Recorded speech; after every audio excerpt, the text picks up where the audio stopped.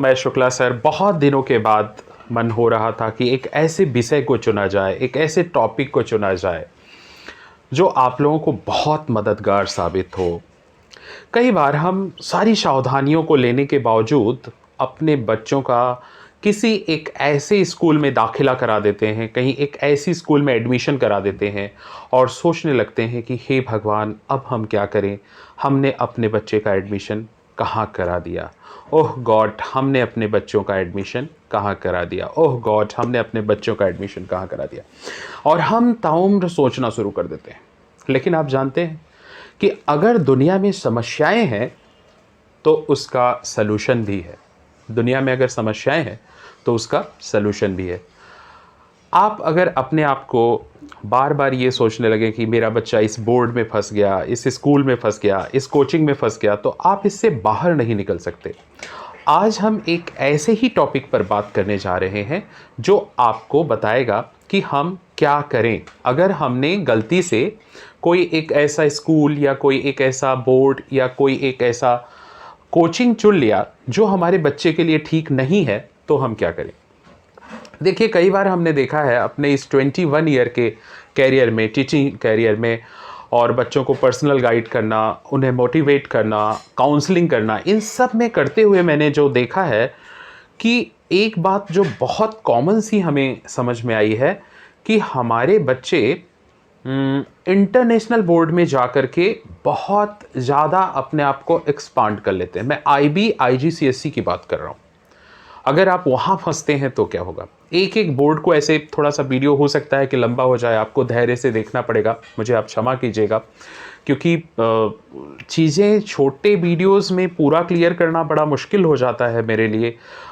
हर एक चीज़ों के कई पैरामीटर्स होते हैं। जैसे कि मैं कहना चाहूँगा कि मान लो एक बच्चा है, वो सीबीएसई बोर्ड में पढ़ रहा है और उसे वहाँ से निकलना है, तो सिर्फ उसे निकलना नहीं है, उसके पूरे सिस्टम से निकलना है। आप मेरी बात समझ रहे होंगे, सिर्फ वहाँ से उसे नहीं निकलना है कि आप उसे निकाले और डाल दिए दूसरे स्कूल में।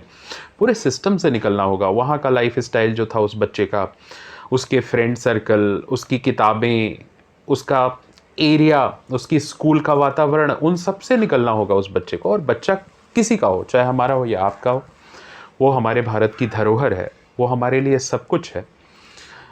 अगर आपका बेटा डॉक्टर या इंजीनियर बनता है सर, तो कहीं ना कहीं मेरा भी उससे एक रिलेशन है, वो भारतीय है, हमारा इंडियन बच्चा है। दूसरी बात है कि हो सकता है फ्यूचर में वो हमारा ट्रीटमेंट करे, इसलिए उसका एक बेहतर डॉक्टर बनना ज़रूरी है। तो हम बात कर रहे थे कि अगर हम बोर्ड चुन लेते हैं या स्कूल चुन लेते हैं जहाँ हमें फंसा फंसा सा महसूस करते हैं कि हे भगवान, हम क्या करें, ओ गॉड, क्या करूं, मैं इस बोर्ड में फंस गया, कोचिंग में फंस गया। तो चलो बात करते हैं कि कैसे करें। पहला, अगर बच्चा आपका आईबी बोर्ड में या आईजीसीएसई में है और उसका एक्सपांशन बहुत ज़्यादा हो गया है, बहुत ज़्यादा दोस्त, जो बहुत ज़्यादा पार्टियाँ, क्योंकि वो वहाँ के बोर्ड का वातावरण ही ऐसा है कि वो लोग बहुत सारी पार्टियाँ और इन चीज़ों को ऑर्गेनाइज़ करके बच्चों को सिखाते हैं। और हमारे भारतीय बच्चों की और भारतीय पेरेंट्स की मेंटालिटी होती है कि हमारा बच्चा नॉलेज ज़्यादा गेन करे इंस्टेड ऑफ एक्सपांशन। बहुत ज़्यादा वो खुले नहीं, बहुत ज़्यादा वो घूमे टहले नहीं, पार्टी दोस्त इन सब से हम लोग थोड़ी सी दूरी बनाते हैं। मैं आईबी बोर्ड को बुरा नहीं कह रहा हूँ और न तो आईजीसीएसई को मैं बुरा कह रहा हूँ। हर एक अपना स्टैंडर्ड फॉलो करते हैं, हर एक बोर्ड अपना तरीका फॉलो करता है। तो अगर आपको ऐसा लगता है कि नहीं, हमारे बच्चे का आईबी बोर्ड में ग्रोथ नहीं हो रहा है, तो उसे आप निकाल करके अचानक से स्टेट बोर्ड में मत डालिए, क्योंकि जो स्टेट बोर्ड का वातावरण है और आईबी बोर्ड का वातावरण है मुझे क्षमा कीजिए, बहुत अलग है, बहुत अलग है। इसलिए उसे आप आईसीएसई में या सीबीएसई में डालने की कोशिश कीजिए। लेकिन फिर से प्रॉब्लम एक क्रिएट होगा कि जब आप आईसीएसई में अपने बच्चे को डालते हैं तो बहुत ज़्यादा सिलेबस है आईसीएसई का, जिसको फॉलो करना उसके लिए मुश्किल हो जाता है। तो बेटर होगा कि आप उसे सीबीएसई में डालिए, क्योंकि वहाँ सिलेबस वाइज अगर देखें तो हम थोड़ा सा कम रहता है। तो ये बात हुई कि अगर आईबी में आप फंसे हुए हैं तो किस तरीके से भारतीय बोर्ड में आएंगे। मान लीजिए कि आपका बच्चा आईसीएसई में पढ़ता है और वहाँ उसे चीज़ें समझ में नहीं आ रही हैं, तो पहले तो आप ये देखिए कि कौन से सब्जेक्ट का प्रॉब्लम है और उसे उसका ट्यूशन दिलाने की कोशिश कीजिए। पर्सनल ट्यूशन की बात मैं कर रहा हूँ, ताकि बच्चे की बुलिंग्स ना हो, उसकी कोई खिंचाई ना करे। कई बार ट्यूशन टीचर ही बच्चों का मजाक उड़ाने लगते हैं। मैंने अपने जीवन में ऐसा देखा है। मैं अपनी ऑफिसों में कैमरा में मॉनिटर करता हूँ नए टीचरों को जो हमारे यहाँ आते हैं जॉब करने के लिए, और वो बच्चों को पढ़ाने से ज़्यादा उनका मजाक उड़ाने की कोशिश करते हैं।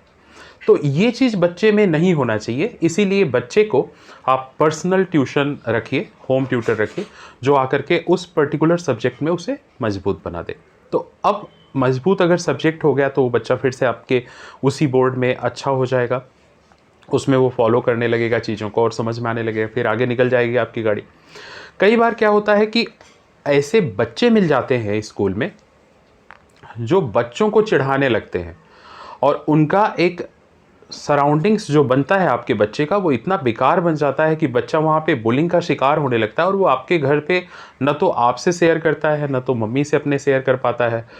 तो देखो, इस केस में मैंने देखा है कि पेरेंट्स को अपने बच्चे से बहुत ज़्यादा बात करनी चाहिए।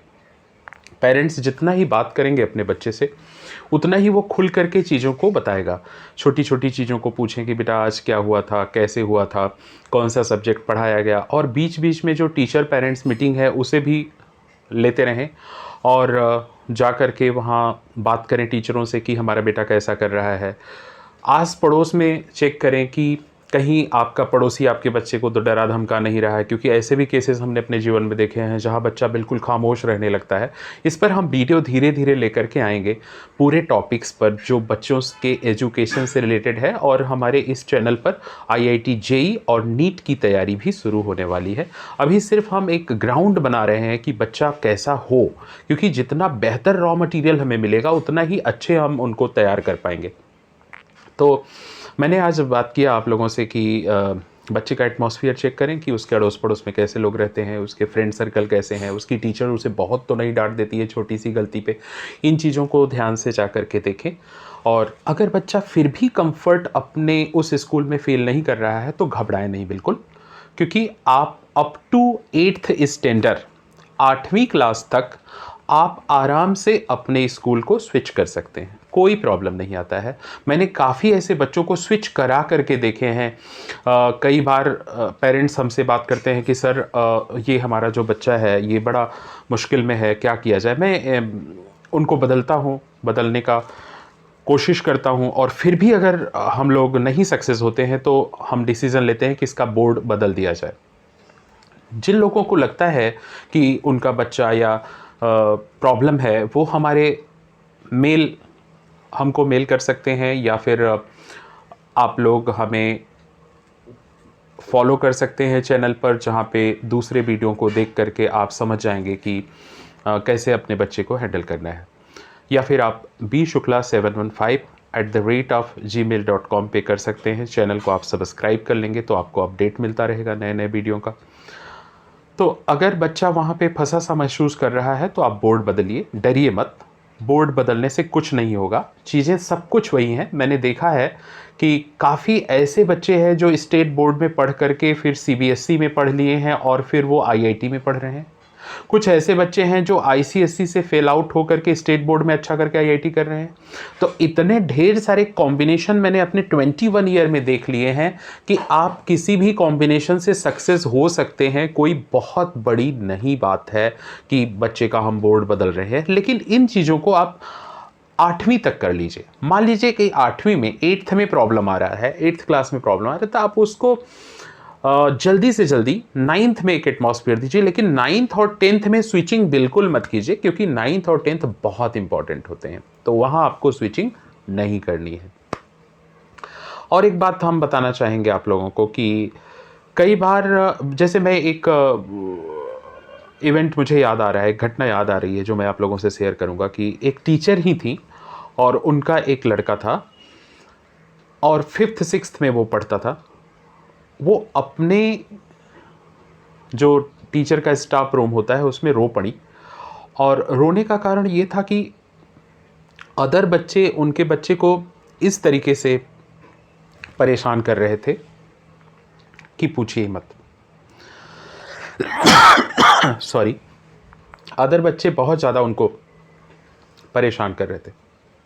तो किसी टीचर ने मेरा नाम उनको सुझाया कि सर से बात कीजिए।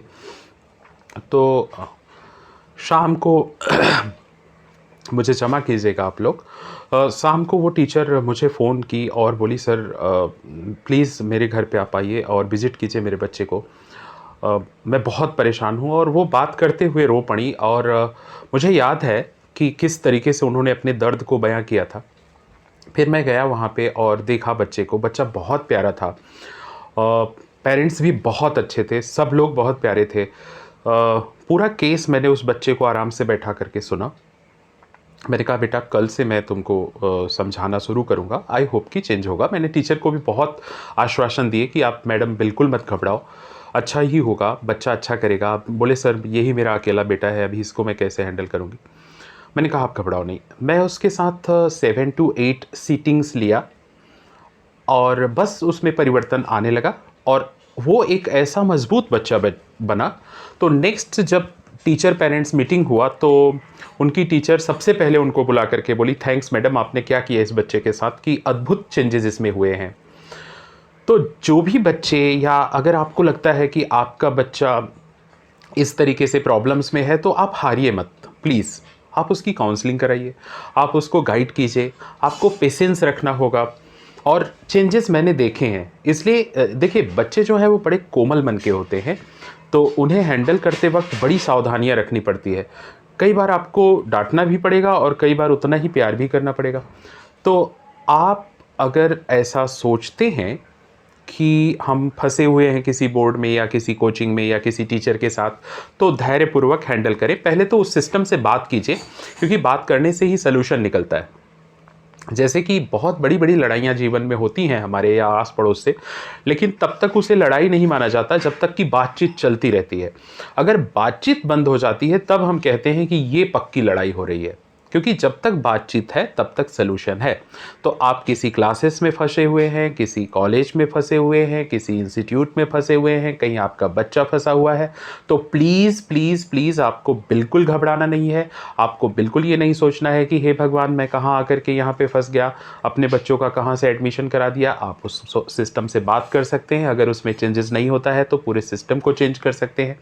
क्योंकि मैं हमेशा कहता हूँ एवरी चाइल्ड मैटर, हर एक बच्चा मैटर करता है, क्योंकि हर एक छोटे छोटे बच्चों ने अपने कदम उठाए हैं नन्हे नन्हे, और तभी जा कर के आपको great scientist, great engineer, great doctor मिले हैं। इसलिए किसी भी बोर्ड में अगर आप फंसे हैं, आपका बच्चा फंसा है, तो आप बिल्कुल धैर्यपूर्वक रहिए। आप मुझे मेल कर सकते हो, मेरे डिस्क्रिप्शन में जा कर के मेरा मेल एड्रेस देख सकते हो, वहाँ से मेल कर सकते हो। पूरी मदद करने की मैं यथासंभव कोशिश करूंगा। और मेरे चैनल को आप सब्सक्राइब कर सकते हैं। दूसरे मुद्दों पर फिर से हम बात करते रहेंगे। मैं शुक्ला सर आप लोगों का धन्यवाद करता हूं मेरा वीडियो देखने के लिए।